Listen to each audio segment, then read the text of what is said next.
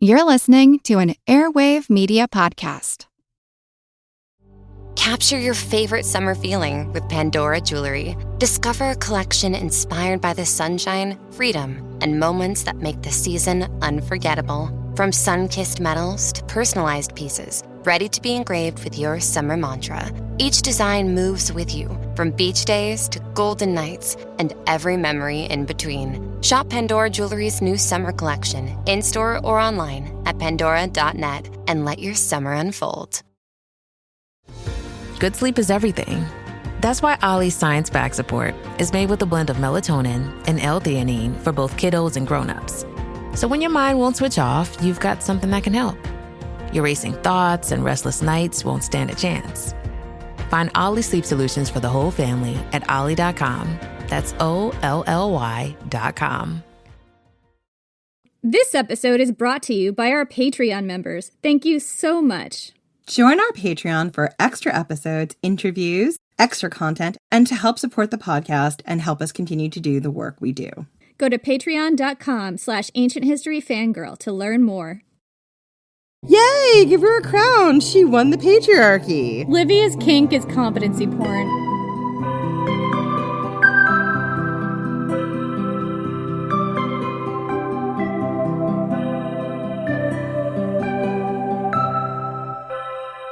Sometimes you think about the exotic songbird and its ornate cage that your ridiculous second husband gave you. The smile that broke across his face like the sun rising over the Aegean. The way he'd presented the bird to you.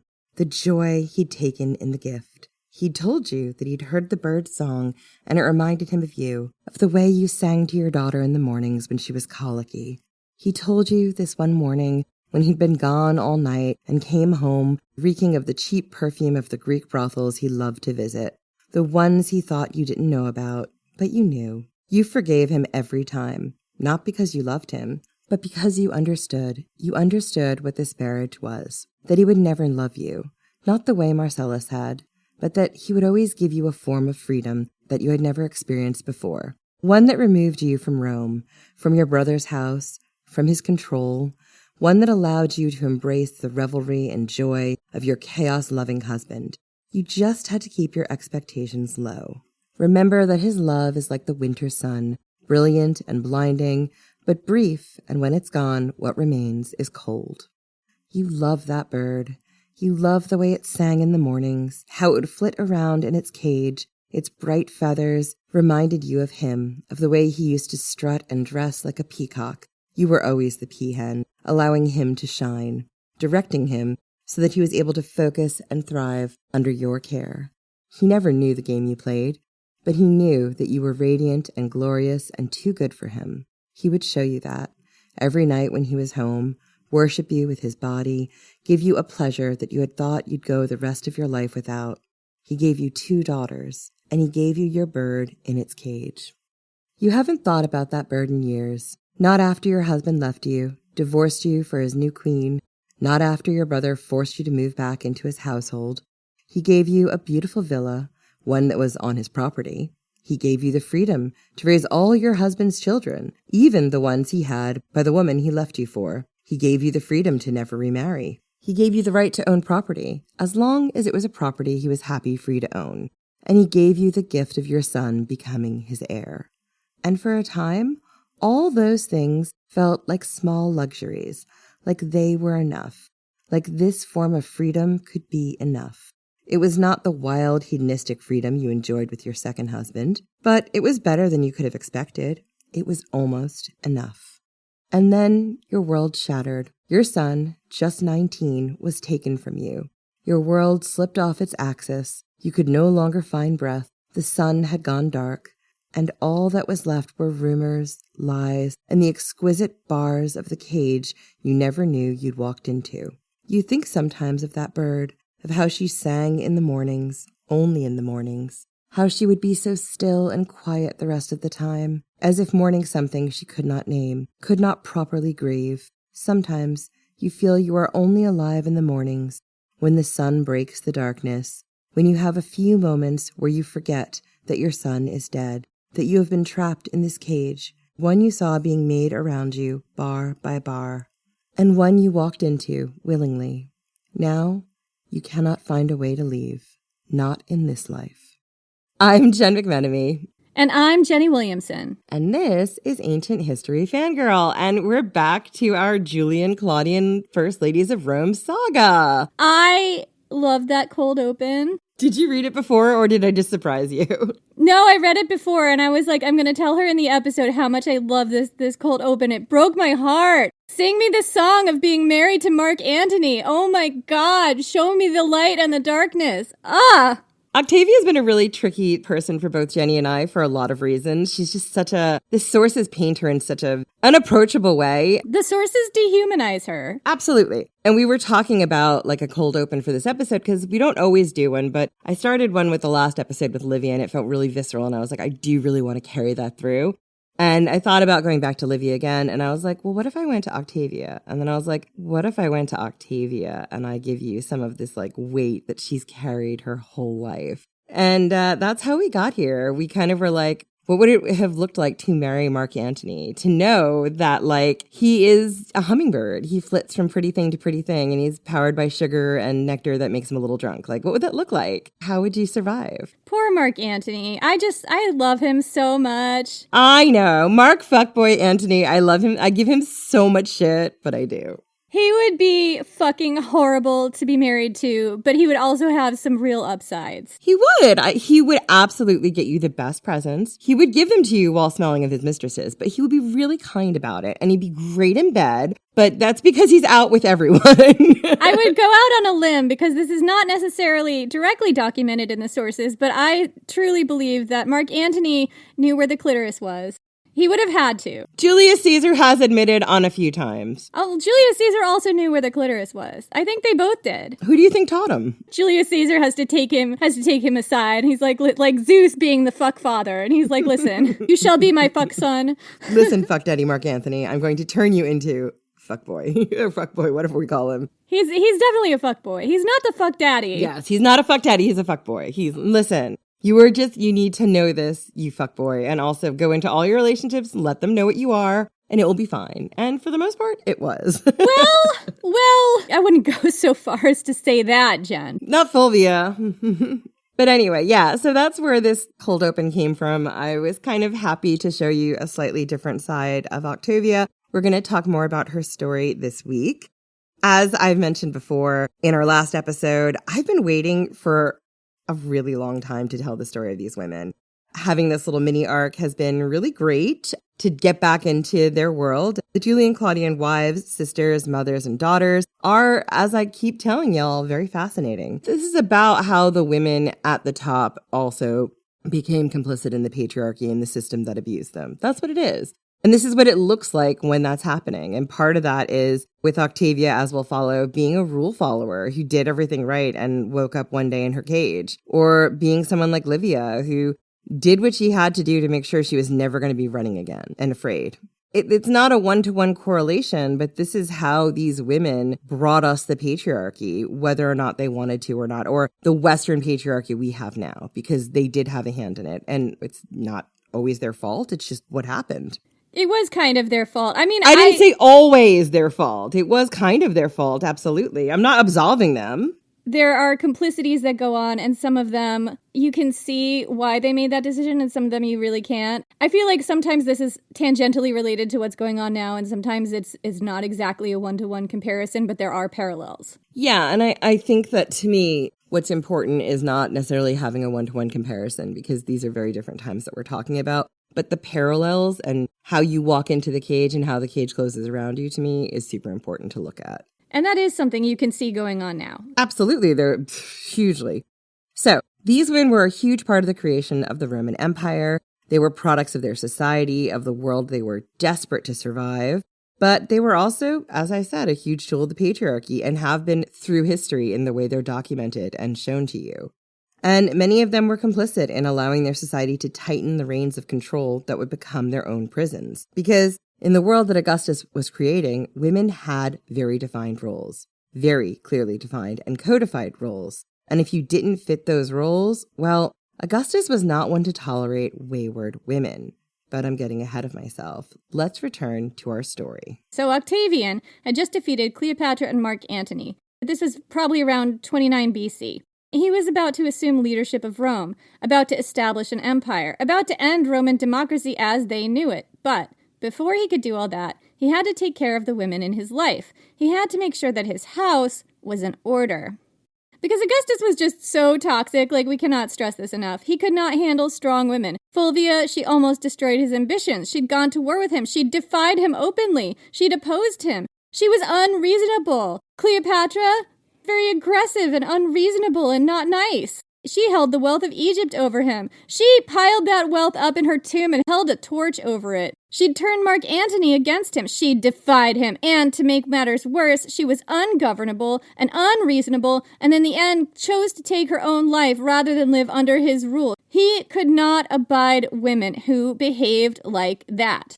Women had a place in his mind, they had a role, and that role, let's be clear, was underneath his boot. Any woman who stepped outside of their place or role was a danger, and that extended to the women in his family. So let's talk about the women in his family, particularly 4 of the women that we started this last week: his sister Octavia, his wife Livia, his daughter Julia the Elder, and his granddaughter Agrippina the Elder.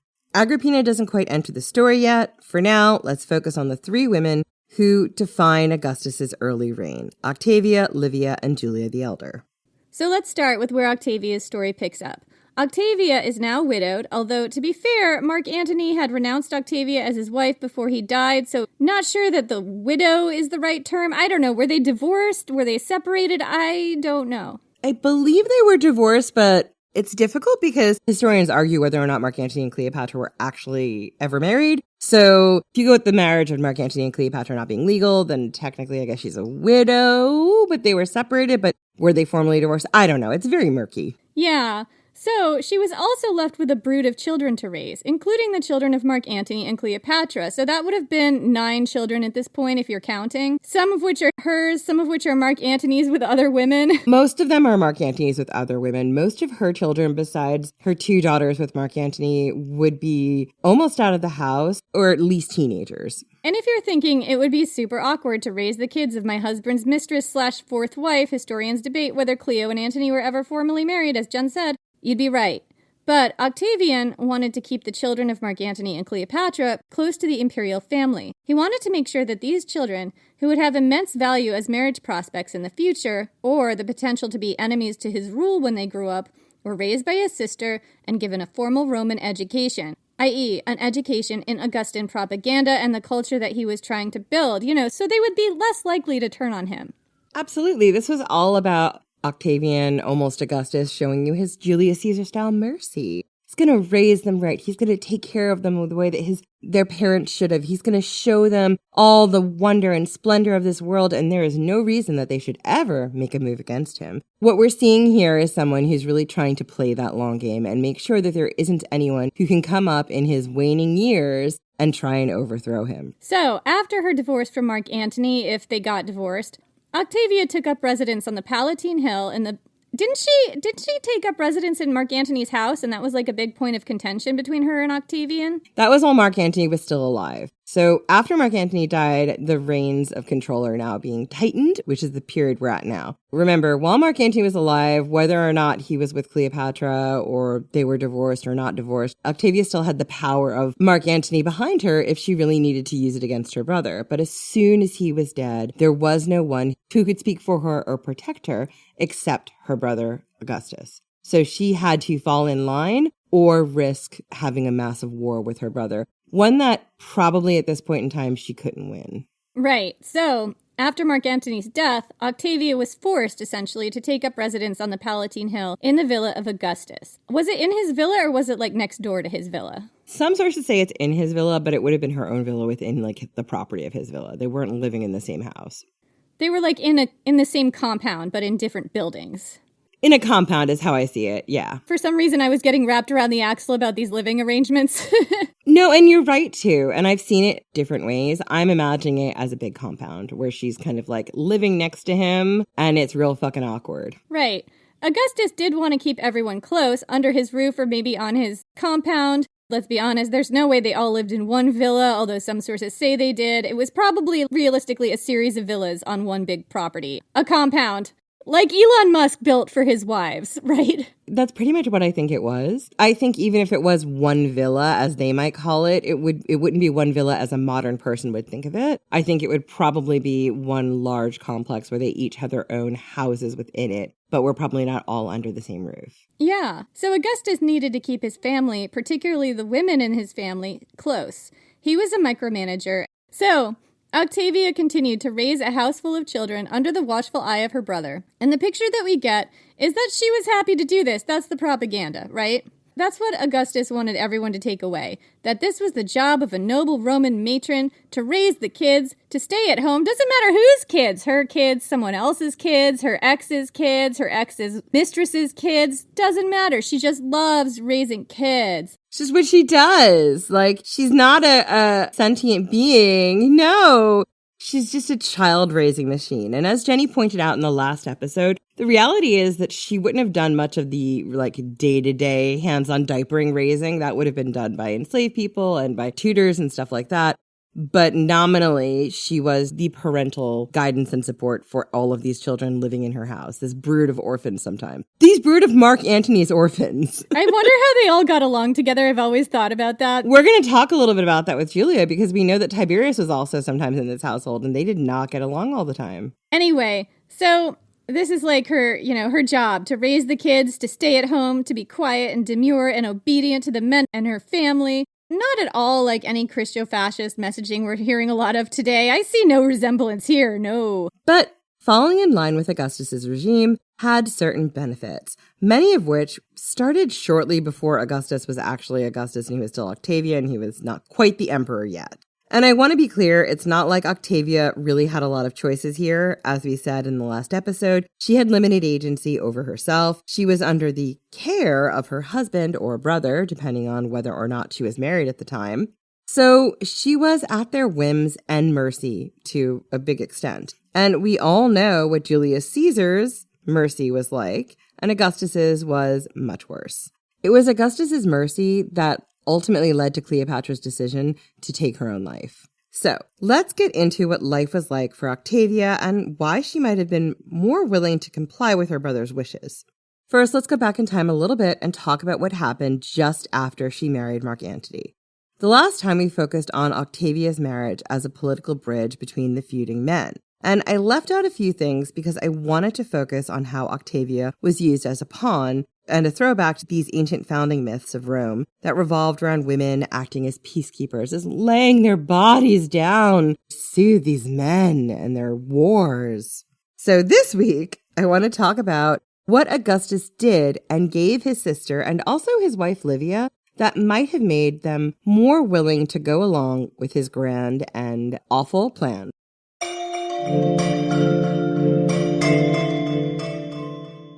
Hey, Jenny, is it true? Your book has actually been out for a year now? That is, in fact, true, Jen. Oh my God, Enemy of My Dreams is a year old. Yeah. Jenny, what have the people been saying about this book? Well, I don't know because I don't look at my reviews, but a little bird told me that there have been a number of 5-star reviews, and that just makes me happy.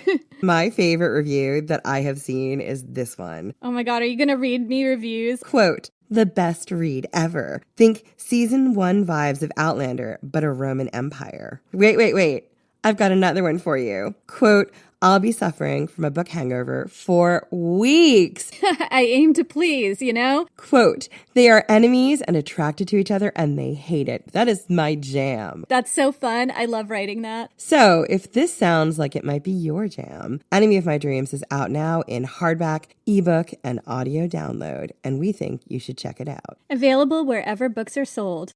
You know, Jenny, sometimes I get behind on my deadlines. Really? I haven't noticed that. Never. Not in this world. And that's when TaskRabbit really comes in handy. I use TaskRabbit when I am completely behind on everything. I don't have any time to spare, and I just feel like my apartment has devolved into clearly needing a very deep clean, and I don't want to do it, and I don't have time. That is when I use TaskRabbit. That's when it comes in clutch. With my ADHD, sometimes just the terror of how big a job is overwhelms overwhelms me, and it's great to know that I can use TaskRabbit to help break down that big, overwhelming, terrifying cleaning job, because I also get overwhelmed with cleaning. When life gets overwhelming, but your list of things to do just does not let up, TaskRabbit is there to help. Just pick a trusted tasker, and they'll come over and take those nagging tasks off your plate, often the same day. And you know what, Jenny? It just feels great to have things handled. You can hire a tasker based on cost, skill set, availability, and past client reviews. And often, you can hire them the same day, which I find very useful. TaskRabbit connects you with skilled taskers in your area for moving, furniture assembly, home repairs, yard work, mounting, cleaning, and more. Yeah, it's not just cleaning, it's for a lot of different things. We just so happen to be your slobby aunts who need cleaners sometimes. In particular, yes. When life happens, your to-do list grows and grows and grows. Get ahead of it now and get $15 off your first task at TaskRabbit.com or on the TaskRabbit app using promo code FANGIRL. Taskers book up fast, especially for same-day tasks, so book trusted home help today. That's $15 off your first task using promo code FANGIRL with the TaskRabbit app or at TaskRabbit.com. This summer, Prime Video takes you back before Legally Blonde, before law school, and into the world of Elle Woods in high school. Set in 1995, this Gemini vegetarian knows exactly who she is until her family moves from Bel Air to Seattle. Packed with iconic fashion, 90s nostalgia, and a throwback soundtrack, Elle proves one thing. Law school was hard. High school was harder. From the world of Legally Blonde, watch Elle, a new original series only on Prime Video. Watch now. And we're live on match day as Doug reaches for a buffalo wing. He's got it! Oh, and he's gone for a can of Pepsi too! What a finish! There's no doubt about it. It just tastes better. Match days deserve Pepsi.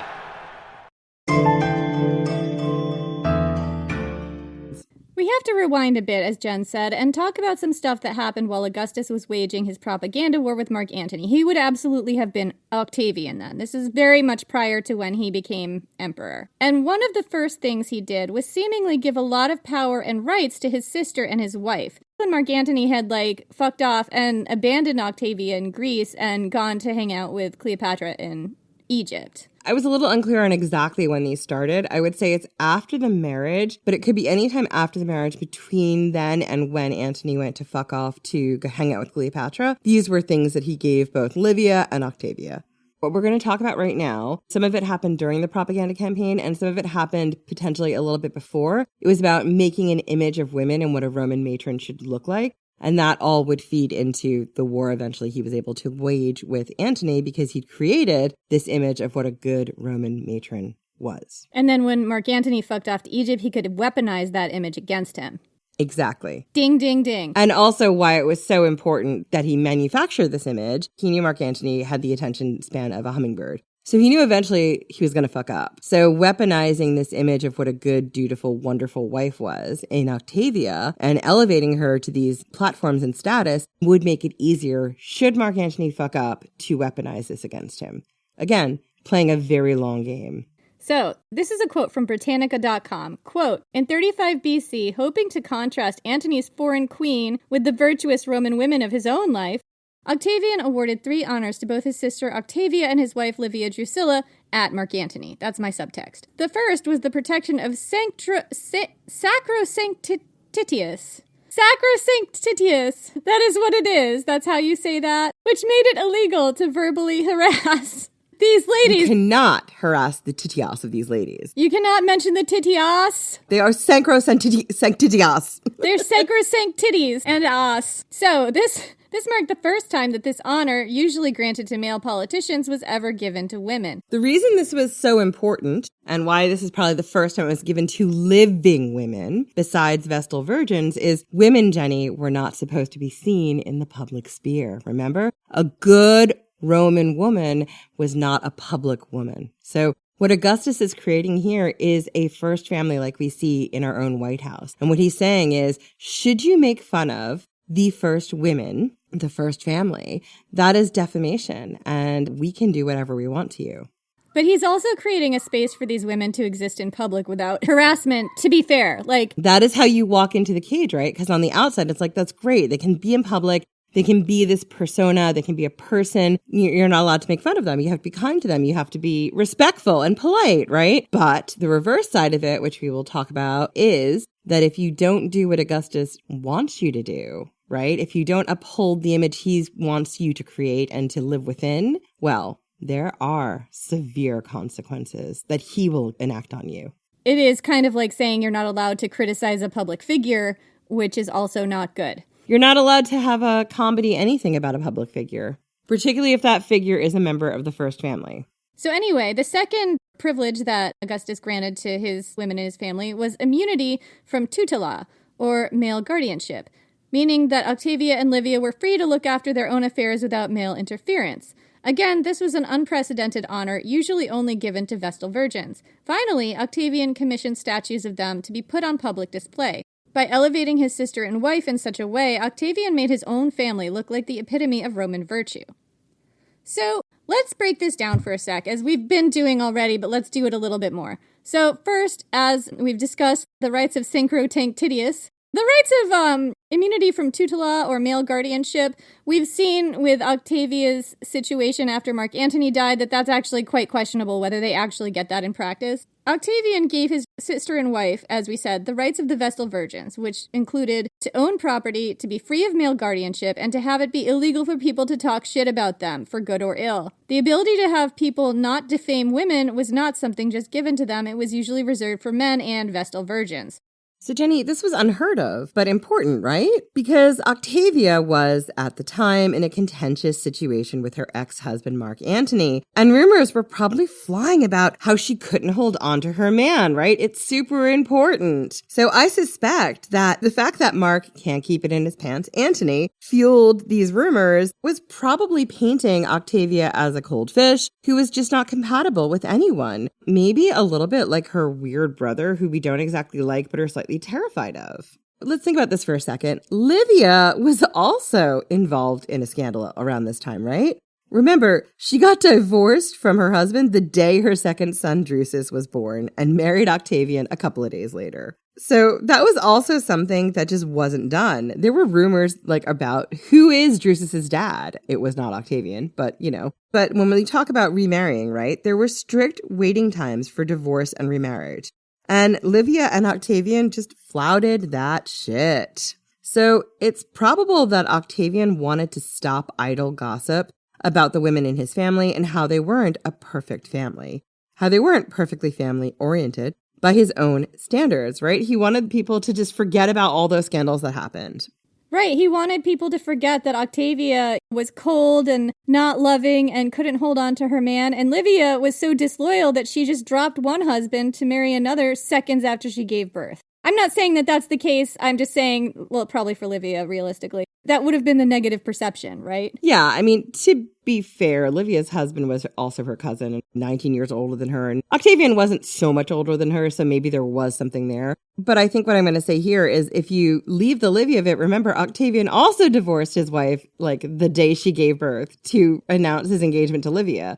So he had his own scandals. None of them are perfect, loyal, family-oriented, upstanding Roman family members. None of them are. Now, Octavian is so trying to whitewash this and get everyone to forget about that and massage it, because if he doesn't, then people might think, well, Mark Antony and Cleopatra, Cleopatra is amazing and smart and talented and knows all these languages and has all this money and gives us all of our grain that we need to feed Rome. And Mark Antony is a war hero. I don't know, maybe they might have a point about something and maybe they should be in charge. Because it wasn't all written in stone. At this point, Octavian wasn't princeps or whatever. He was just a very powerful member of the Senate, but he was still just a member of the Senate, I think. Yeah, at this point, he's not in charge yet. He's not dictator yet. And at this point, we haven't read Mark Antony's will in public yet. We haven't gone that far yet. So if you're a Roman senator, who do you think is going to be able to make the best deal with you? Is it Mark Antony or is it Octavian? Who can we convince the Roman public to hate more so that the other one is discredited and that everyone has to fall in line behind them? So you have these propaganda wars that would be going on over and over, trying to discredit one or the other. And whoever won that war was probably going to win the people, and the people would be the ones who would serve in the army. So finally, and maybe most importantly, Octavian commissioned statues of Octavia and Livia to be put on public display. So, why was this important? Well, first, like everything else we just mentioned, it just wasn't done. Statues of living women, not goddesses, on display for the public to consume was a no-no. Living women were supposed to be seen. They were meant to be in the home, particularly women of the aristocracy. So, putting these statues up and ramming the images of the women in Octavian's family into the Roman public's face was a choice that was designed to make himself and the women in his life seem somehow virtuous. These women were depicted humbly, not in finery, but in matronly clothing, more on that in a bit, with matronly hairstyles. They were meant to look like demure and compliant women who knew their place, who followed all the rules, who were governable by their men. And for their compliance, they would be rewarded. That was the promise.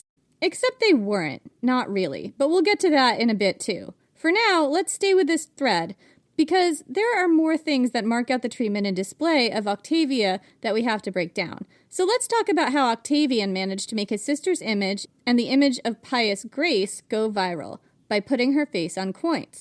So this is a quote from Britannica.com. Quote, "Shortly after their wedding, Antony commissioned a series of gold, silver, and bronze coins depicting himself and Octavia, meant to celebrate the dynastic alliance between Antony and Octavian. This marked the first time that an identifiable living woman featured on Roman coinage, as well as the first time that a woman's image was used to support her husband's political career. She is depicted on the coins wearing a modest yet highly fashionable hairstyle called the nodus, literally knot, in which the hair is combed up and tied in a bun at the back of the head. The look presented her as the very image of austerity, as befitting a prominent Roman woman." Now listen, I'm not going to debate the first time a woman was on a coin whole thing, because we already talked in our last episode about how Fulvia was on a coin before this, right? But other women were depicted as goddesses too, whether or not it was a depiction of the goddess or a woman as the goddess. This point is so significant that it is important, so we have to stop for a minute, because Octavia being on this coin with a very distinct hairstyle was a huge bit of propaganda that Octavian and Mark Antony were both playing into. Octavia's hairstyle was iconic in the late Roman Republic as one of a humble Roman matron. It was a look that was meant to signpost that Octavia was a good Roman woman, one who the common folk could look up to, one who the aristocrats should aspire to be like. And these coins that showed her face, well, they were showing the entire Roman world what a woman should look like, how she should compose herself with dignity, grace, and a very refined, yet modest, hairstyle. Anneliese Friesenbach, in her book Caesar's Wives, explains this in detail. Quote, "The choice of a coin as the medium for a Roman woman's public debut as a visual icon was particularly forceful.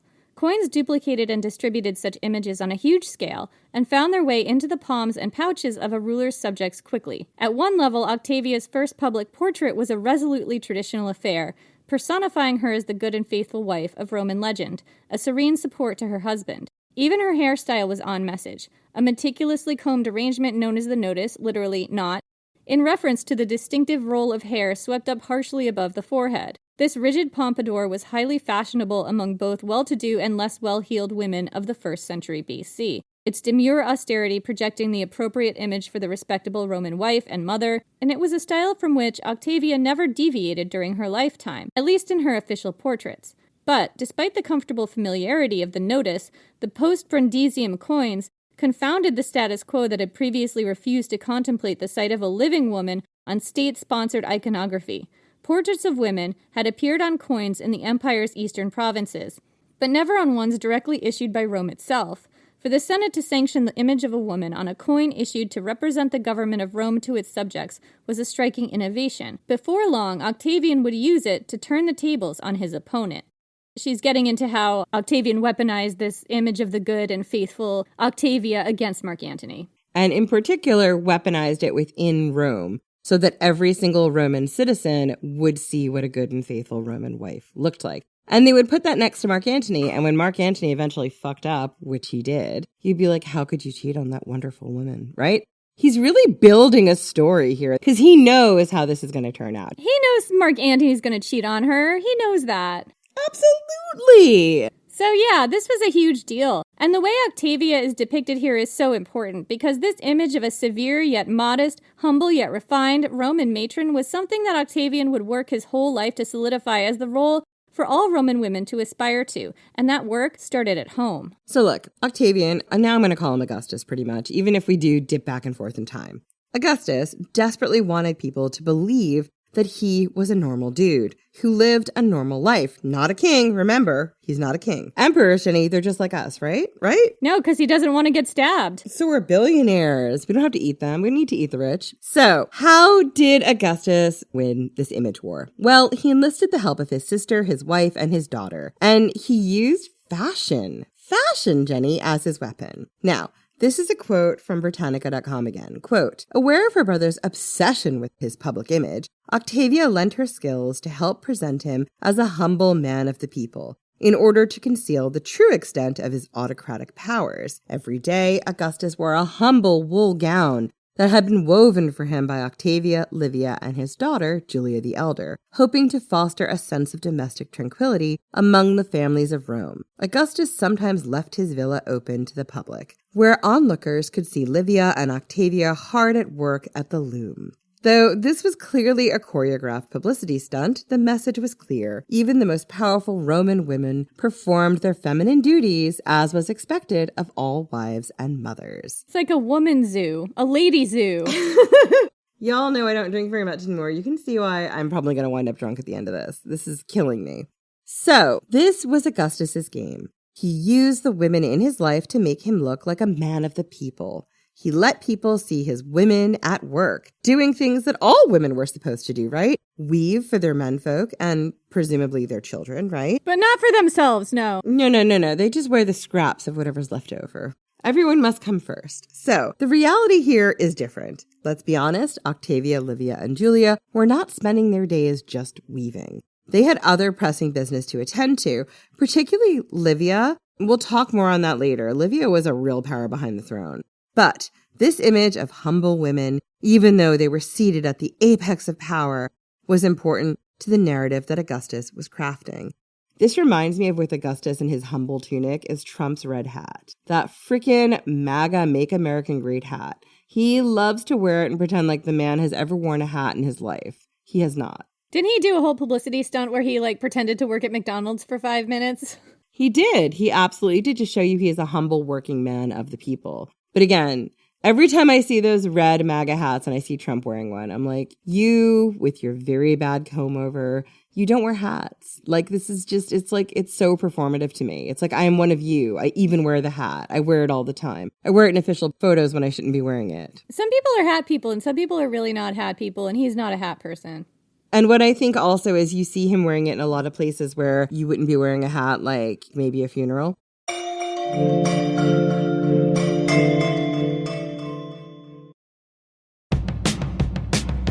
Do you hear that?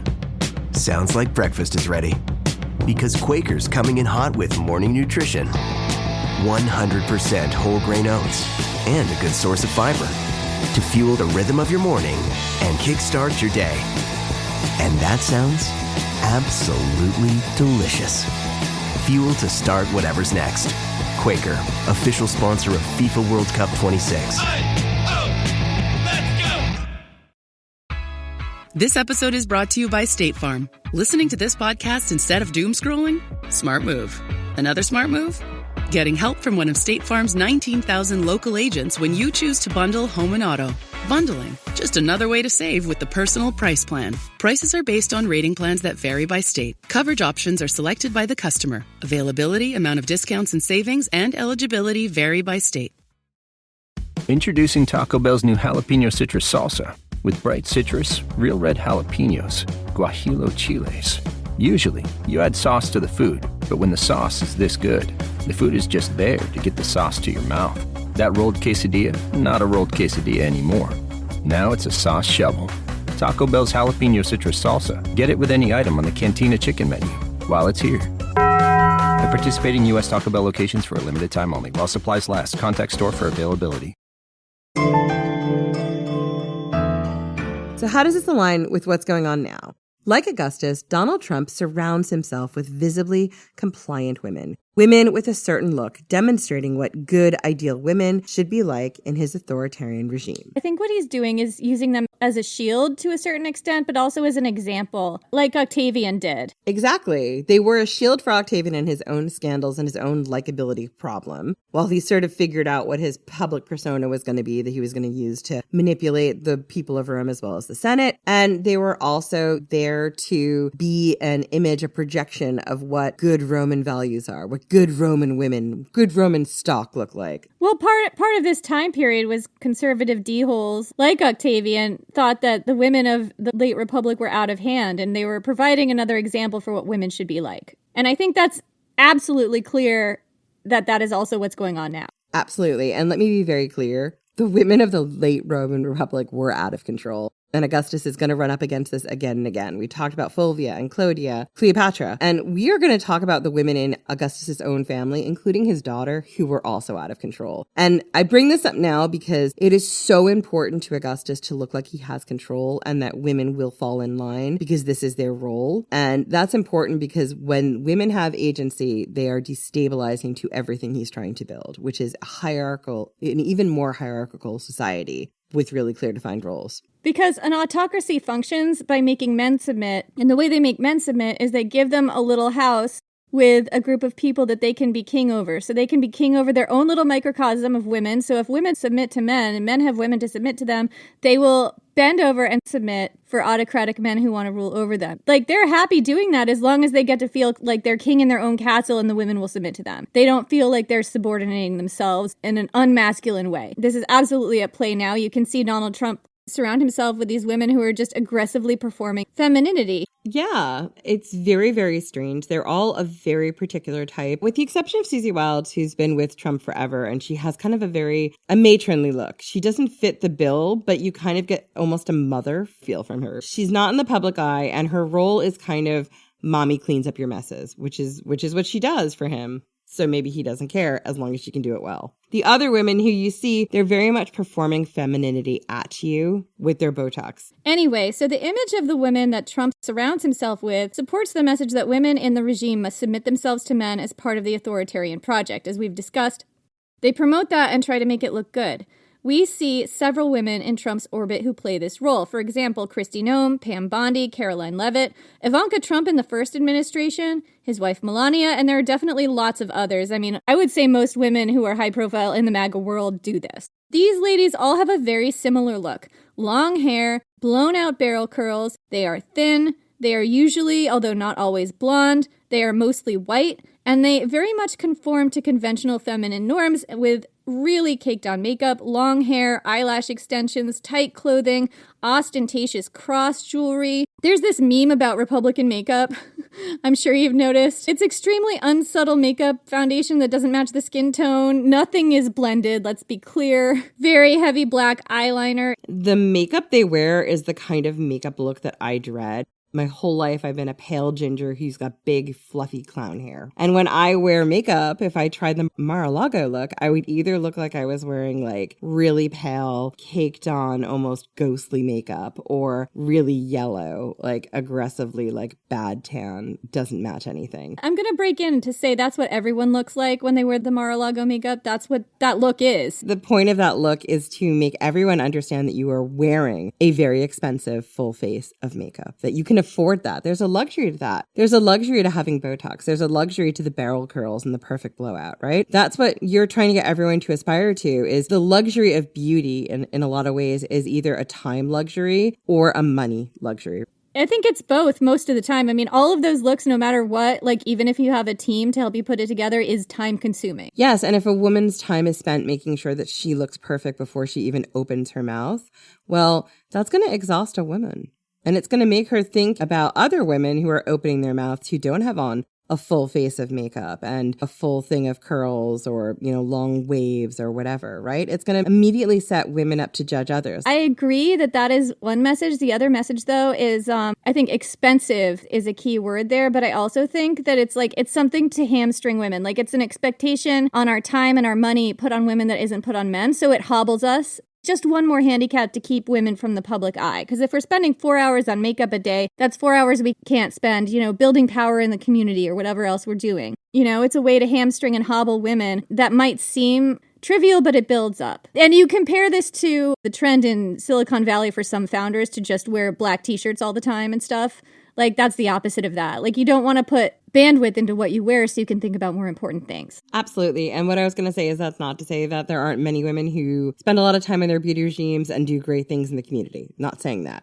Jenny does it all the time, much more than I do. Sometimes I spend a lot of time on my makeup because I just like to do that. Not putting a shade on it, I'm just saying that when you amp it up to 11 like this and make it an expectation that everybody has to do it, and it doesn't even look good at this point. It's not about looking good. It's about the handicap. And it's about this aggressive performance of gender roles. That's what it's about. Yeah, that level of makeup would really make me look like the Joker. It would. It makes everyone look like the Joker. Like, even if you are conventionally attractive, the point is not to make you look good. And that brings us into Mar-a-Lago face, which is the most extreme version or, iteration of this. This is plastic surgery, including very unsubtle Botox, fillers, veneers, facelifts, like other augmentations that you can get. And again, I'm not anti-plastic surgery. I think people should do what they want to do. But Mar-a-Lago face in particular, it's kind of jarring. Keen observers of the trend note that the look is almost a caricature of femininity. The term uncanny valley gets thrown around a lot when describing this. And the thought is that these women aren't trying to look attractive or younger. They're trying to look, as Jen said, expensive. Beyond looks, I think it's not a coincidence that several prominent women in the Trump orbit have gotten pregnant recently as well. Caroline Leavitt, Second Lady Usha Vance, Katie Miller, who is the wife of Stephen Miller. These women who are highly placed in the Trump administration and in his orbit and in the MAGA movement, they're getting something out of play acting this role in propping up authoritarianism. They're modeling how the movement wants women to be. They want women to spend a lot of time on their makeup, a lot of time on their hair. They want us to spend all of our money on Botox and fillers so that we're not spending our money donating to abortion funds. Getting really fucking angry about things and protesting in the street and organizing community resistances and food drives and other things that would actually help people. Lots of women in his orbit are very visibly pregnant. They're making a giant deal about it. They're modeling how they think women should be under this movement. And both then and now, in ancient Rome and now, women got something out of playing this role in propping up authoritarianism. That's the whole thesis of this episode in this little mini-series here. So what did Trump's female employees and women in his orbit get out of this? They get power and proximity to power. If they're, influencers, they get a platform. They get people who want to listen to them. In a very patriarchal and misogynist society, they get men listening to them. That feels like power to some women. Women get something out of being in Trump's orbit. They get power, they get proximity to power, they get positions that they would not ordinarily get under a normal administration because they wouldn't be taken seriously in that system. To compare this to the ancient world, Augustus's female family members, it's not quite the same because the situation for women wasn't quite the same, but those women got a certain amount of freedom and autonomy. But also, Augustus's female family members, while modeling compliance and submission, were not without their own autonomy. These women had their own agendas, and in particular, Livia had her own power plays that she was running from this humble weaving parlor. I mean, that's definitely happening. The patriarchy did give her access to power. Yes and no. Livia's an interesting case because she has several fallings out with her husband where it kind of has led ancient sources to believe she had a lot more power behind the scenes than people think. And the thing is, Augustus relied on her in some ways to get the dirt on other things, to get other people he couldn't directly approach, to talk to them and make agreements with them about things, right? So it is a little more than you're thinking. Like, he can't talk to this person, but she could. And I'm going to point out that that was the traditional power broker role that many women played in the late Republic prior to this as well. Like a traditional fixer role that lots of women who were wives of powerful men in this time did play. Yes, which is different from what we're seeing at the moment. Right, exactly. Depending on the time period, I actually think there was a weird kind of love between the two of them because they both had very similar cunning minds for this kind of stuff. And I think that it was like having a chess match with, your bestie every day and how you were going to rule the world. So I think there was a lot of aphrodisiac and love around that. I mean, they were villains, right? They were fun villains. There's a romantasy. I will write about this based on Livia and a better Augustus character, right? Maybe an Agrippa, but hot Agrippa, military skills and, the mind of an Augustus. Oof, give me that. Anyway, let's go back to Octavia. Octavia was seen as a consummate mother figure. And she had, according to Augustus's Lex Julii, had her requisite number of kids where she was supposed to be granted freedom from male guardianship. Even if you'd had all of your kids and you should be free from male guardianship, there was still a danger that Augustus might force you at this point in time to remarry anyway. But shockingly, in Octavia's case, he didn't. Oh, one tender mercy. Because we keep seeing these women being forced to get married, even though it's like, well, technically under the law, I thought she didn't have to do that. But no, her dad's Augustus. He can make her do whatever he wants. Yeah, and once you're remarried in a lot of these situations, you are then in someone else's household. At this point in Octavia's life, probably she's not going to have many more kids or any more kids if she was remarried. And that means you're probably going to watch your husband, who doesn't really care about you, but is politically minded to have you in his family, cheat on you with lots of younger women or men or whatever he wants to do, and feel like you have less value to him because you're not going to raise his children. Because that is the dynamic we are setting up, which is awful and dark, and don't at me, I feel really upset about it. I love how Jen can just sit in a corner and get herself worked up about something happening in her imagination at all times. At all times, She's always angsty about something from, the ones BC. I truly am. I just can't imagine, feeling worse about yourself than sitting in this situation where you're like, I will be traded around and around and around until I've born all my children and I am useless. I'm only good for raising maybe this guy's kids from somewhere else or nursing him because he's too old and infirm to take a young wife. Fuck that. And that feels like where we're trying to go back. Anyway, Octavia remained, I'm a little drunk. Octavia remained unmarried for the rest of her life. In theory, she had freedom of a sort. She was free to manage her own finances. Yay. As well as raise all of the kids of her husband's former wives. And she could live on her own as long as she lived in Augustus's villa on the Palatine Hill, in his complex. So yes, she had freedom as long as she was under the watchful eye of her brother, who wasn't technically in charge of her, but definitely was. Meaning that her freedom was, as you're probably getting, an illusion. She was free in name only, because her freedom didn't extend to her leaving the Palatine Hill. And do we hate Augustus yet? Because I do. Often the benefits the patriarchy promises to visibly compliant women turns out to be an illusion.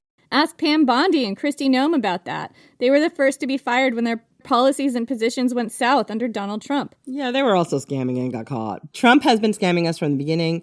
Allegedly. He doesn't like when other people do it, and they made him look bad. So that's why. Absolutely. That's why. But it's not like men in his orbit didn't make him look bad. I mean, Pete Hegseth, for example. Kash Patel. Oh, we should have said this earlier. We're recording this episode on May 15th, 2026. Kash Patel might be fired by now. Just saying. Pete Hegseth might be too. I think it's Kash Patel first because he's not white. That's my theory. That's everybody's theory. But anyway, yeah, it's May 15th. We don't know what we don't know. I'm not sure when this will drop, but possibly everything will be different by the time we drop this. So let's jump ahead in Octavia's life now, because unfortunately, we don't know a lot about what happened to her in the next few years after Mark Antony's death. So presumably she raised some kids, kept herself to herself, and avoided Augustus's ire. What we do know is that Octavia was patron for the refurbishment of a portico on the Campus Martius, and this would become known as the Portico of Octavia. It would eventually house valuable paintings and statues. Octavia also went on to sponsor libraries, lecture rooms, assembly halls, and more public buildings, putting her name on all those things, right? That's important. Yeah, because normally it's men who put their names on things in this world. Well, she might have put Augustus's name on it, but she put her stamp on it, meaning people were seeing her as a public person with money and funding, and that women had a role to give that to projects. She worked with the best architects of the time and was essentially a woman who lunched and charitied long before anyone else, long before our modern culture. She had all of her causes and pet projects and presumably did some good work. But that work was mostly for the edification of the upper classes, right? And for the education of the next generation. It's all in line with what Augustus wanted women to be doing. Absolutely. Yeah, I guess the only alignment I can see with modern day Jenny is we are watching someone decide he's going to put his name on all the public things and quote unquote refurbish or rebuild them. Is that part of the role that we see when we see a republic transitioning into an empire? Is that what Augustus was using his sister to do? I mean, that's actually kind of a bigger topic. Like, I do think that that is the case, but you have to look to things like Augustus putting his name on things, Augustus finding a city of brick and making it a city of marble, Julius Caesar doing that, where he refurbished the entire forum and put his name on everything, the Forum Julium. Like, look at Commodus naming all the months after himself, like naming everything after himself. I think this is absolutely an authoritarian tendency. I don't necessarily think Octavia doing that is the same thing unless Augustus was doing it through her. That's what I'm telling you. I suspect it was probably Augustus. I suspect some of these causes and things that Augustus wanted built, he wanted Octavia in charge of. Most likely his name went on it as well. And it was about him getting that money spent where he wanted people to see the largesse of the family, the largesse of Augustus through his sister being the one who's your point person. If he does it himself, he'll look too authoritarian. He'll look like he's trying to get above his princeps first person milieu that he's supposed to have.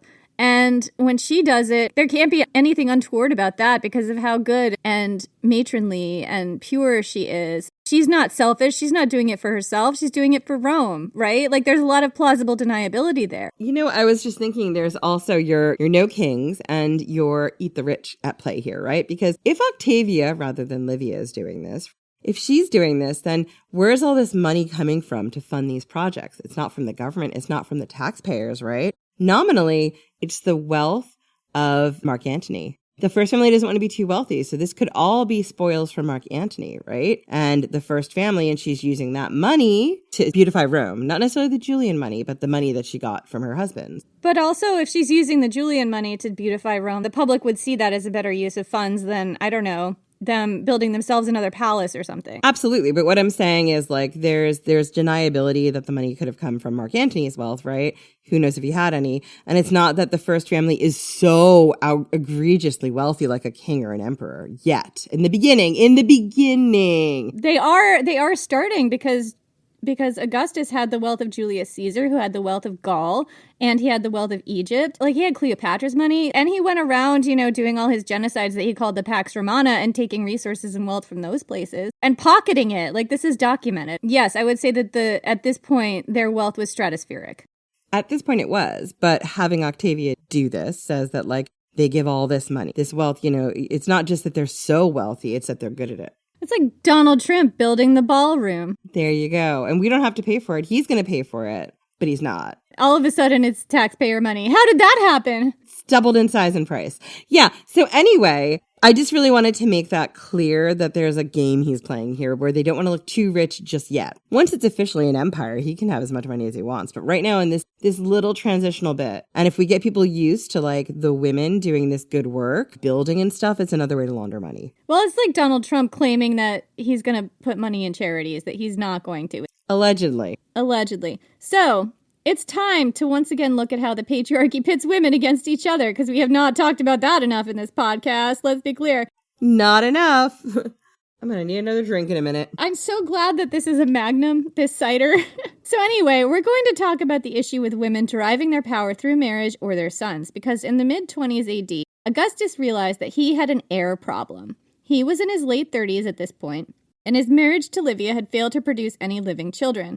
Augustus was coming to terms with the fact that he wasn't going to live forever. Poor Gus. I know. Gus. They can't put your consciousness in a machine yet or scan you via ChatGPT or something. But don't worry, they're going to try. I bet there is an Augustus ChatGPT. Mark Zuckerberg has that on his phone, I'm sure. Oh, yeah, absolutely. And I'll tell you what, I would never fucking use that. But I mean, I could see me having fun with Mark Fuckboy Antony. No, don't. Jen, all the chats are haunted. They're all demon portals. Don't even use it for your groceries. That's how they get into your mind. Jenny, never. It will never happen. I'm analog at this point. So anyhow, Augustus, as we said, it's the mid-20s AD. He's in his late 30s. His marriage to Livia has not fruited any loins, shall we say. There's no children, no living children. Augustus was coming to terms with the fact that he wasn't going to live forever, as we said, and that he would have to name an heir and successor. Remember, he did have a living child, a girl named Julia, but she was a girl, and girls could not be emperor. No, we breed women. That's what we do with them. That's what they're for. They were there to support their husbands, birth and raise the kids and, I guess weave and stuff. That's our only purpose. Yeah. So anyway, how could a woman be his heir? She couldn't. She could only produce an heir with the right husband. And that is where his sister came into the picture. Because Augustus had two choices at this time for an heir. His stepson Tiberius, who was Livia's son, or his nephew Marcellus, who was Octavia's son. This was not a difficult choice for Augustus. Tiberius was kind of a little twerp. Nobody liked him.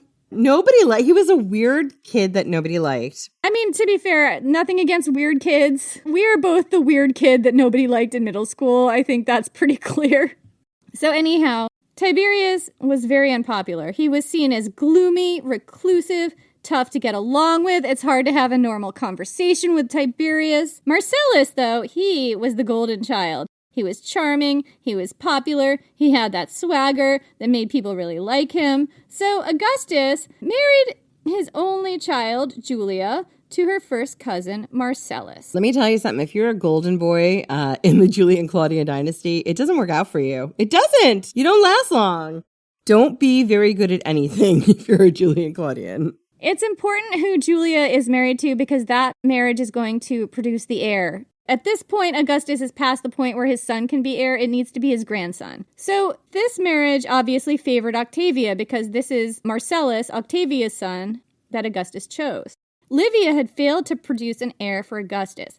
Neither of her sons, Tiberius or his younger brother Drusus, were named heirs to her husband's empire. These would have been Augustus's stepsons. And more than that, she found out, maybe she just did not realize this before, but she realized just how much Augustus did not like Tiberius. He did not like Tiberius. He really didn't like Tiberius. Just not likable. You're Livia, and you just found out that your husband really doesn't like your sons, the kids he's raised with you since they were babies, and your sister-in-law. Well, there's a lot of reasons why your sister-in-law might have a grudge against you. What happens if your husband dies first and your sister-in-law wields power through her son to get you booted out of Rome? Because Rome frequently has poisoning epidemics, by i.e., I mean a lot of suspicious deaths. So, Marcellus' appointment as the new heir meant that Octavia had become the most powerful woman in the empire. Yay, give her a crown. She won the patriarchy. She had effectively usurped Livia's place. Because while Livia had Augustus's ear, she didn't have the ability to preserve the future that he so desperately wanted. That future belonged with Octavia's son, and that meant that Livia's role was precarious. Sure, Augustus had decided on an adoptive heir, but he could at any point in time remarry. The emperor could. He could set Livia aside. He might decide in his 50s, 60s, 70s that he still needs that child, and Livia's gotta go. For the first time in their marriage, her role as empress was in jeopardy, especially because Augustus, even as he aged, still had a penchant for young and new lovers. So what was Livia to do? Guys, it's going to get real dark. Now, this is a quote from Bad Ancient. Quote, Suetonius, born 40 years after Livia's death, explores the power dynamic between Livia and Augustus. Suetonius notes that, quote, she had never any rival in his love and esteem. On the surface, this could be read as a romantic statement, but Suetonius goes on to note that Augustus's, quote, amorous propensities never left him, and as he grew older, he was in the habit of debauching young girls, who were all procured for him from all quarters, even by his own wife, end quote. I'm definitely getting Ghislaine Maxwell vibes. Ghislaine Maxwell? Yeah. Ghislaine, is it Ghislaine? Ghislaine? It's either, I've heard Ghislaine and I've heard, I think, Ghislaine. I've heard Ghislaine. I think it's Ghislaine Maxwell. Maybe it was Ghislaine in the UK. You know what? I'm not going to apologize for mispronouncing this one. So anyway, Livia, according to Suetonius, became Augustus's pimp in order to solidify her place as his wife and partner. And the interesting thing here is, remember, Suetonius was born 40 years after Livia died. Livia outlived Augustus by quite a bit. Who knows if any of this is true or not, or what the rumors were that were circulating by now, because at this point in time, I think we're rapidly hitting Claudius. Right. It could be one of those salacious rumors about making a brothel out of the imperial palace that we keep hearing. So who knows? Let's be honest. If that's the case, it started with Augustus. It's just that the women put it in your face, allegedly. So anyhow, while securing women for Augustus, allegedly, Livia kept up the appearance of the perfect wife. Again, this is a quote from Bad Ancient. Quote, Livia's obliging nature with Augustus is also picked by the later historian Dio Cassius in his Roman history. They're quoting Cassius Dio here. When someone asked her how and by what course of action she had obtained such a commanding influence over Augustus, she answered that it was by being scrupulously chaste herself, doing gladly whatever pleased him, not meddling with any of his affairs, and, in particular, by pretending neither to hear nor to notice the favorites of his passion. Which I don't know how she would do if she's also procuring the favorites of his passion, but okay. Livia, at this point in time, was doing her best to hang on to power if you believe the ancient sources, some of which may be scurrilous, shall we say. And to do that, she was providing her husband with young lovers while maintaining an above-reproach image of chastity and humility, allegedly, as well as turning a blind eye to any rumors of her husband's infidelity, which I believe that probably was happening. So that was one way that Livia attempted to keep her hold over her husband and maintain power. But according to the ancient sources, Livia had another way to keep her status, a way that put her in direct contrast and competition with her sister-in-law Octavia. Hey, Jenny, we gotta now talk about the poisoning. I don't want to get too into the weeds about the poisoning, but we gotta talk about the poisoning. So, let's return to Marcellus, Augustus's now heir. Marcellus was the young, hot future of the Roman Empire, unlike his taciturn and grumpy cousin, Tiberius. So, how could Livia compete with this? Augustus had even married Julia to Marcellus. Livia was relegated to her role as first wife and pimp. Again, this is according to the ancient sources. So, here is what Livia did to secure her son Tiberius's place in the empire and thus secure her place after Augustus died or became too hard to please. You know, one day he might just want her to do something she just can't do. So this is a quote from Cassius Dio, quote, Livia now was accused of having caused the death of Marcellus because he had been preferred before her sons.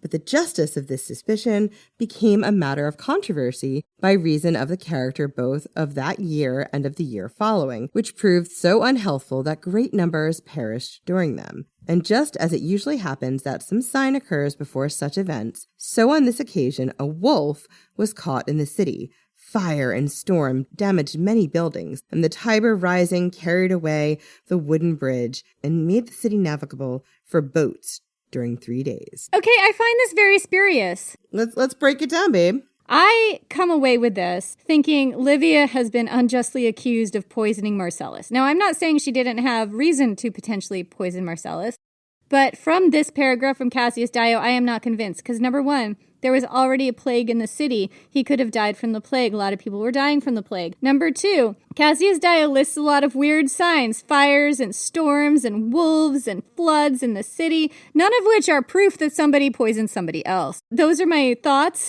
I do not think from this that Livia poisoned Marcellus. I think she has been unjustly accused by the ancient sources. Look, I could go either way here. I definitely think a lot of what will happen with Livia and that we'll see later is that she's unjustly accused by ancient sources with a real axe to grind. However, I do want to say this. I would not necessarily put it past Livia in this position, which remember, we don't know the interpersonal dynamics here. We don't know, like, if Livia and Octavia don't get along or if Augustus is going to throw Livia over. We don't know what she's really thinking about anything. I could see there being a reason in this instance to poison him and seeing this like plague that's going through being like, hey, this is a great time for someone to die of fever if they're a young person. And that's what the ancient sources say. They say the matter of whether or not she had a hand in this is very much up for debate. And by telling us that, they're also telling us that people of the time felt that way too. So whether or not Livia poisoned Marcellus almost doesn't matter. Everyone kind of believed behind her back that she did. Right, that's the power of an accusation. Did Livia poison Marcellus? Well, we'll never know. Jenny did an excellent episode on the poisoner Locusta, who was a poisoner to empresses and emperors in the Roman Empire. What I did say about why we should put a link into the show notes is that it does give you a good idea of ancient poisons and her role that she does play later on in the empire. As Jenny said, and as I pointed out, it's very difficult to know if this was a poison moment or not. And I think if Livia is a master poisoner, she picks her moments to poison people perfectly so that you can never tell one way or another if she did it. If.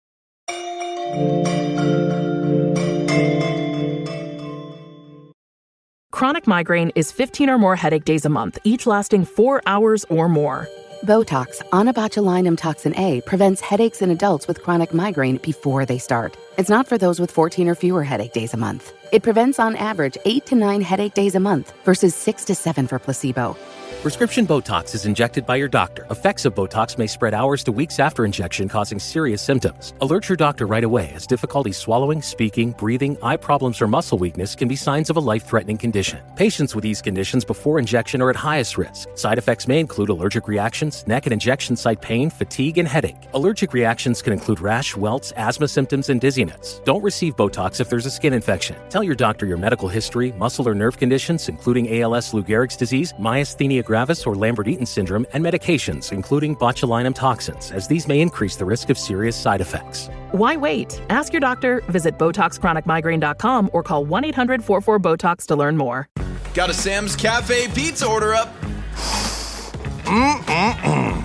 You know the best part about this spicy Italian sausage? I voted for this topping. Yeah, just another perk of being a member. Come join us. Sam's Club. Plan B is a backup birth control option that's there for you when things don't go according to plan. It specifically works after unprotected sex and before pregnancy occurs by temporarily delaying ovulation. Plan B is available nationwide at all major retailers and through delivery apps like DoorDash. No ID, prescription, or age requirement. It's the #1 OBGYN recommended brand of emergency contraception, and it won't impact your future fertility. That's freedom to be. Use as directed.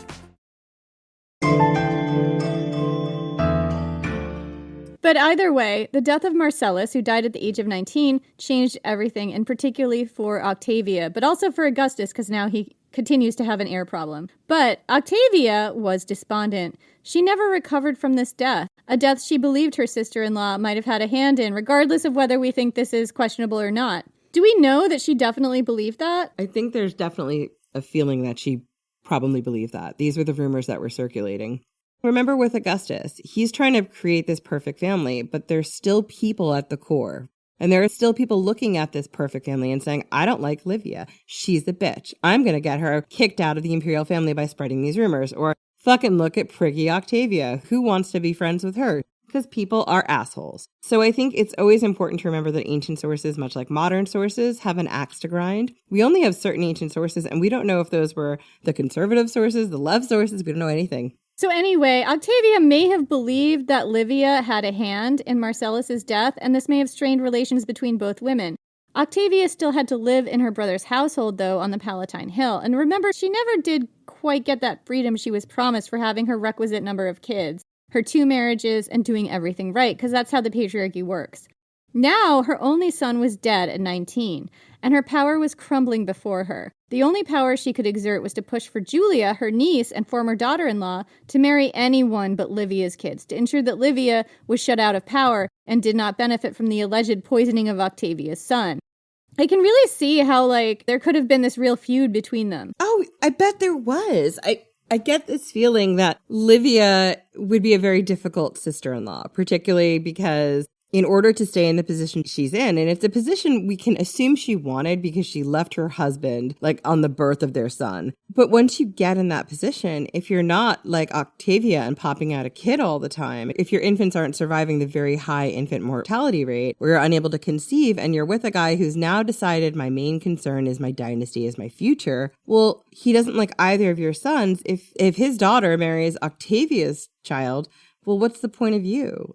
He hates your kids, doesn't want you anymore. He could remarry someone else who also will give him a powerful alliance. He could put you aside just as easily as he put the last one aside to marry you. Absolutely. Absolutely. So that's going on in the back of her mind all the time. And I do think that we start to see that now as they get older, which is so fucked up. Yeah, so Octavia, as we've seen for reasons, was definitely against any marriage between Julia and Tiberius, who was Livia's son. Tiberius and Julia had grown up together, and they hated each other. Oh my God, they hated each other. Instead, Octavia pushed for a marriage between Julia and just literally anyone else, which eventually led to Julia's marriage to Agrippa. We'll get there in a bit. As we mentioned, Octavia never recovered from the death of Marcellus, her son. She was vehemently against Julia marrying any of Livia's children. And Julia and Agrippa's marriage produced a lot of heirs. Agrippa was Augustus's good friend and favored general. He was the age of her dad. It would have been more appropriate for Augustus to marry Agrippa to his sister Octavia. They were of the same generation. But the reality is, at this point in time, Octavia's probably not going to have any more kids, and he needs some kids. Agrippa was the guy who gave Julia away in her last marriage, so that's awkward. I think one of the things about Octavia, and I'll try to save this for the second episode, is we know nothing about her sexual agency because we're not told that from the ancient sources. You're only told if you get caught. Well, you're also only told if somebody had children with someone else, which seems to serve as a proxy for women's sexual agency in these situations. So it's assumed this was a good relationship because they had children. Anyway, so when it came to decide who his daughter should remarry, Augustus made the calculated choice to marry her to his best friend, marrying Julia to Agrippa. This would keep Agrippa close to Augustus's family and tied to his success, because Agrippa would be the father of the next generation of Augustus's dynasty. Ideally, that was the plan. Agrippa and Julia had a lot of children, as Jenny said. How many children did they have? Do you remember? Yeah, she had 5 children with him that lived. So yeah, that's enough to start a dynasty. That's a lot of kids. This is like an heir and a cushion, and like quite a few cushions. I'm not sure how many of them off the top of my head were male. But yeah, so they had 5 children in total, and the most important one that I'm going to talk about in the next episode will be Agrippina the Elder. So Agrippa and Julia had a lot of children, and they stayed the fuck out of Rome for good portions of their marriage.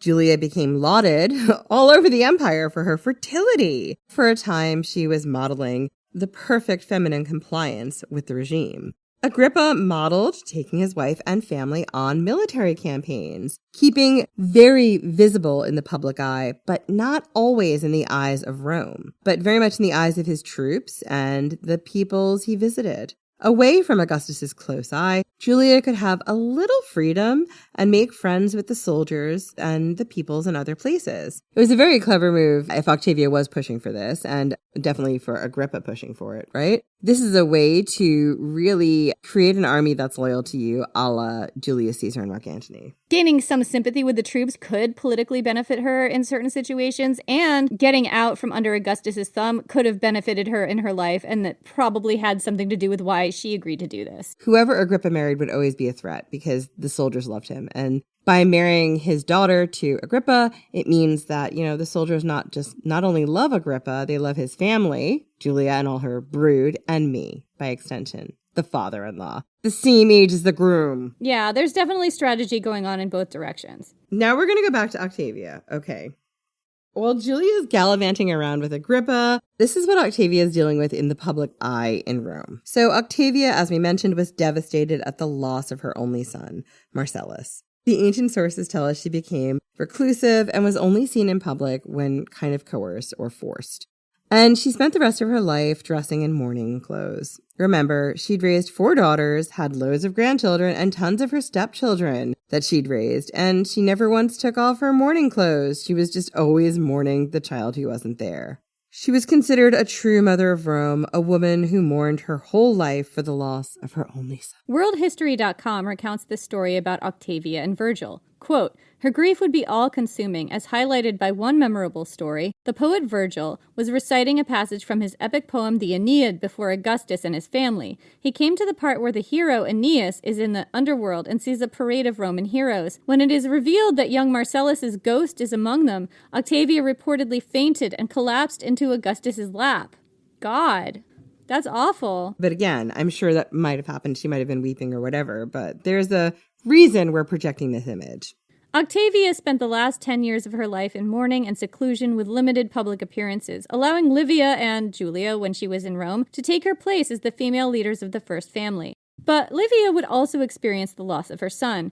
After Marcellus died, her beloved son Drusus was named Augustus's heir, because he literally would rather have anybody than Tiberius. Yes, and sometimes he had 2 heirs. Like, it was like a senior heir and a junior heir. Like, it's wild. Sadly, Drusus died at the age of 29 on campaign in Germania in a freak riding accident in 9 AD. His death was a blow to Livia. She had lost not just her son, but her ambition to have a son of hers be Augustus's heir, because everyone knew, as we've said, he was not going to appoint Tiberius, anyone but Tiberius. Tiberius is right out. Absolutely not. I mean, spoiler for all of ancient history, we know who it's going to be. I mean, so many times life is like that. You swear you won't do one thing, and that is the thing you wind up being backed in a corner and having to do. Can you imagine being Tiberius? She must be like, motherfucker, this guy really does hate me.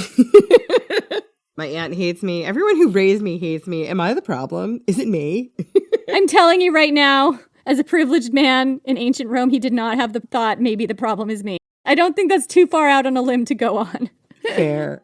Anyway, so unlike Octavia, Livia took this grief very stoically. She was composed in public, the demure amount of tears.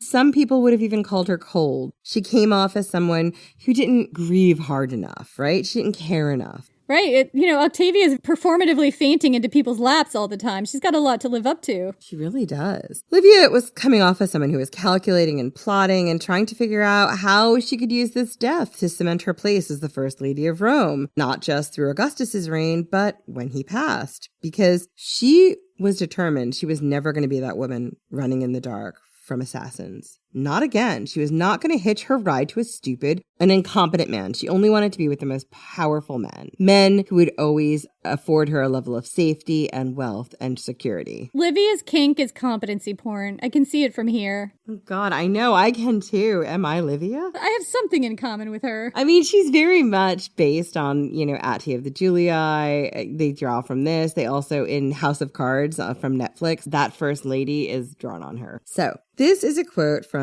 Anneliese Friesenbach, again, from her book, First Wives. Quote, "Unlike Octavia's response, Livia's reaction to the death of her beloved son did not result in a maudlin retreat from public life. In step with the advice in the Consolatio that she should master her feelings, she adopted a stiff upper lip attitude that won her applause. Whereas Octavia had recoiled from the prospect of seeing images of her dead child's features set in marble, Livia commissioned statues of Drusus. Her fortitude placed her in excellent company. In an essay written in the 40s, while he was in temporary exile under the reign of the Emperor Nero, the Stoic philosopher Seneca commanded his mother, Helvia, not to be one of those women who grieves for the rest of her life. He recommended that she take the great Cornelia for her example, who had refused to give in to tears and recriminations after the deaths of her sons." So what do we see here? What does this mean for how Livia and Octavia were viewed by the people? I mean, I think there's a tendency by the public just in general, to see women in power as cold. Livia had ambitions to power that Octavia didn't, I would say. So the public was primed to see her as cold anyway. And I've seen studies that say people expect women to be warm and kind and nurturing, but also to associate those qualities with being too soft or otherwise not qualified to lead. So women who inspire positive feelings in people also come off as bad leaders. And a woman who's a good leader who embodies qualities we think belong to good leaders also comes off as unlikable. It's like women can't win when they're in these public positions. No, because if you're too cold and clinical and professional, you're seen as being like unlikable and unapproachable. Or if you have to make hard decisions that a leader has to make, and come off as like someone people still want to follow when you do it. Like people are going to see women as not nurturing enough, not kind enough, not catering enough to whatever constituency's feelings. Whereas a man behaving the exact same way wouldn't get the same criticism. People also don't want a woman in charge who's too kind or too compassionate or empathetic or caring or feels too much, because empathy and sympathy and being able to sort of like think around how people intuit things and feel is not something that is ever considered in this society, at least, of value, as opposed to the actual idea, which is, I understand people better than you. If you think this way, this is what's going to happen. Like, they didn't see it that way. They didn't see it as logic. Those aren't qualities of a good leader. You're supposed to be strong and hard and strong. And those are like automatically male qualities, like according to our society. Empathy is associated with women and women are lower status. Thus, empathy is lower status in the patriarchal society. And you see this now with conservative circles launching a war on empathy, quote unquote. A war on empathy is coded for just not liking women in the public square. And I don't personally think that women have more empathy than men. Like, I don't think that at all. I don't either. No. Empathy is learned. Empathy to a large degree is learned. It's what I've actually been finding out as a preschool teacher. That is one of the things you don't know. You don't know empathy. You need to be taught empathy, and you're taught that through human interaction. You can either come off as being very cold and calculating and not caring and almost sort of divorced from the ability to like make decisions because you're so power hungry, or you come off as being very matronly and motherly. as a woman and maybe caring too much and not being able to divorce your emotions from making decisions, because we should not make decisions based on our emotions, even if something actually requires you to use empathy and your emotions to make a better decision. Men make so many decisions based on emotions. The third thing we haven't talked about yet is women who come across as being very sexy or having sexual promiscuity and agency. But we will talk about how that worked in the third episode. Yeah, so Octavia died in 11 BC. She was 58 years old. She is the first person to be buried in Augustus's mausoleum. She died of natural causes, according to the sources. Potentially of a broken heart, that's what they say. I don't know that a broken heart is a medical condition, but okay. I'm not sure. I've seen like different things that like heartache could do something to your heart, but like I don't want to get into it. Anyway, she would be long outlived by her brother and sister-in-law, but her part in this story is over. Thankfully for my mental health, it's time to enter the final part of this story. It's time to see what happened when Augustus, the man with the air problem, the man who built an empire on sand and left it as one of marble, has his back against the wall. Who would Augustus find to lead his empire when he was gone, and would Livia, his wife and confidant, have any say in the matter? What would happen to her and her son when Augustus died if she didn't have a say in his successor? Livia was about to enter the most uncertain period of her life. She needed to figure out how to keep her husband happy, her husband who has a wandering eye, how to ensure her boring and gloomy son, who was absolutely hated, came to power, and how to ensure her future as the most powerful woman in Rome. She had ideas, and all of those ideas involved her stepdaughter, Julia. That's where we will pick up next week with our final episode on these crazy ladies. Because next week we get to the most salacious and feared women of this dynasty, Julia the Elder and her daughter, Agrippina the Elder. And yes, I will tell you a little bit about Julia the Younger. Maybe we'll do a mini-sode. Join our Patreon. Patreon.com/Ancient History Fangirl. Julia the Elder and Agrippina the Elder, they played by all of Augustus's rules. They did everything right until they didn't. And until the rules didn't apply to them. And when they didn't, these women's sexuality and descent would shake the newly formed empire and also maybe become their downfall. So that's it for this week. Join us next week for whatever we are talking about next. And in the meantime, join us on Patreon at patreon.com/Ancient History Fangirl. And you can also find us on Instagram at Ancient History Fangirl. That's basically where we're at in terms of social media right now. Our footprint has shrunk. And if you want to, in particular, find Jenny, you can find her at Jenny Williamson Author on Instagram, and I'm at Jen McMenemy on Instagram. We wanted to just take a minute to thank our patrons on Patreon. You are absolutely the reason this podcast exists. We could not run this without you. And we do think this work that we're doing right now, particularly in this series, is really important. And we hope that our listeners do too. And if you do, please consider becoming a patron. Do we have some patrons to thank today, Jen? Yeah, we do. Thank you so much to Molly Maloney, Ryan C., Robin, just Robin, Janelle Watson, Dan Casewell, and Kevin Travers. Thank you all so much for supporting us. You are the reason we still exist. Thank you all so much. We will see you whenever we see you next.